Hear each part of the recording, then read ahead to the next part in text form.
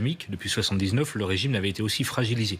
Fragilisé par, évidemment, la crise économique qui a déclenché les premières manifestations fin décembre. Fragilisé, évidemment, par les gigantesques manifestations et la répression d'une violence sans nom qui a fait plus de 30 000 morts sans doute. Et on se dit que là, il y a peut-être une fissure totale entre le peuple iranien et les dirigeants, fragilisés aussi par la pression américaine. Donc ça, les services de renseignement ont dressé ce tableau à Trump en disant, voilà, le régime se fissure.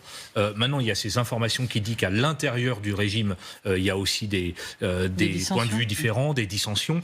Il faut bien comprendre, d'abord, Khamenei, c'est quand même celui qui est à la tête de tout ce régime et qui décide de beaucoup de choses. Ensuite, vous avez des corps différents, vous avez l'armée, vous avez les gardiens de la révolution, vous avez le Conseil suprême dont parlait Siavosh à l'instant. Donc il est possible effectivement que ces différents corps jouent l'un contre l'autre ou l'un en face de l'autre avec des positions assez différentes. Au final, c'est Khamenei qui décide. Alors, je voudrais vous montrer d'autres images, par ailleurs.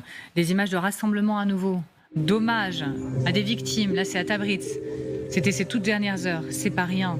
Images également, c'était ce week-end, manifestation à l'Université des sciences médicales de Shiraz. Les étudiants en médecine qui ont protesté contre le sort des médecins tués, d'autres arrêtés lors de la dernière vague de manifestations en Iran. Écoutez, regardez.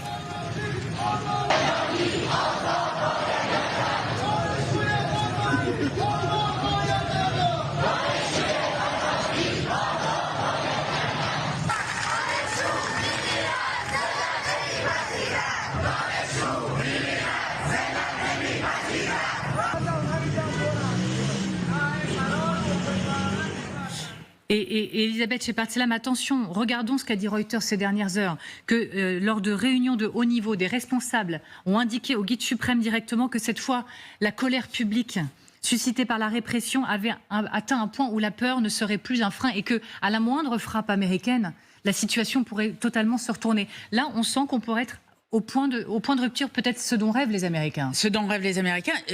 Greg disait que les services américains disaient qu'ils étaient à un point où ils étaient très affaiblis, mais ils ne sont pas les seuls. On a entendu ça aussi des Saoudiens, on a entendu ça aussi des Israéliens qui ont fait le déplacement aux États-Unis pour en parler. Et on le voit dans la rue, en fait. On le voit, les étudiants.